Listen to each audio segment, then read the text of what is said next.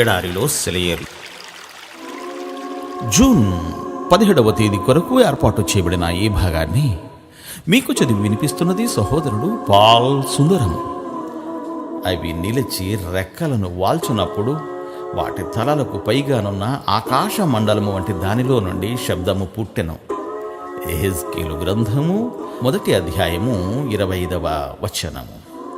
పక్షులు రెక్కల్ని టపటపా కుట్టుకోవడం చూస్తుంటాము.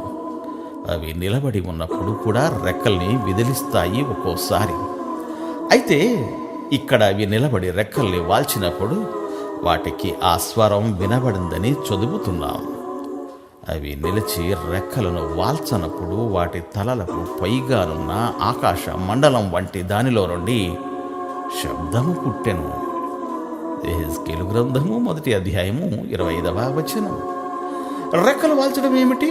కొందరు అడుగుతుంటారు. దేవుని స్వరం నీకెలా వినబడింది అని.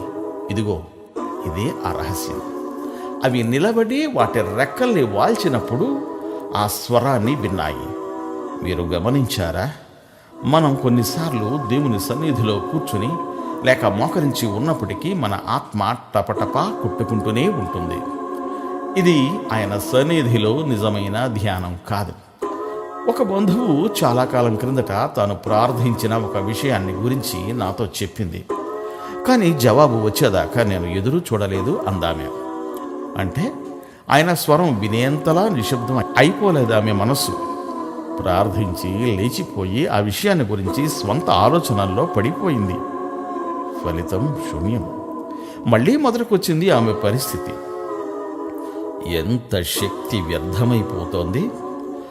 మన రెక్కల్ని వాల్చుకొని ఆయన ఎదుట మౌనముద్ర వహించనందువల్ల ఎంత సమయం వ్యర్థమైపోతోంది. ఆయన నుంచి సమాధానం వచ్చేదాకా మనం కనిపెడితే ఎంత ప్రశాంతత, ఎంత విశ్రాంతి. అప్పుడే మనం కూడా మెరుపులా నేరుగా ఆత్మ ఎక్కడికి పోతుందో అక్కడికి పోగలం. అవును, అప్పుడే. కదలకు, మౌనంగా ఉండు. నీ ఆత్మకిప్పుడు వినబడనది ఏ గాలిలోనూ, ఏ అలలపైన, ఏ పక్షిపాటలోనూ తేలి రానిది తండ్రి ఇంటి నుండి వస్తున్నది దిగులు పడ్డ మనసుని అలరించే సందేశం. కదలక మౌనంగా ఉంటే వస్తుంది నీ చెంతకి. కదలకు, మౌనంగా ఉండు. లీలగా మధురంగా ఒక సన్నిధి, మృదువుగా చప్పుడు లేని పాదధ్వని. యేసు పంపిన ఆదరణకర్త ఆయన బోధకర్థాలు చెప్పేందుకు, ఎదురు చూసే నీ ఆత్మని నింపేందుకు వస్తున్నాడు. ఆ సందేశం ఆలకించి నాలోని ఆత్మ మౌనం వహించు.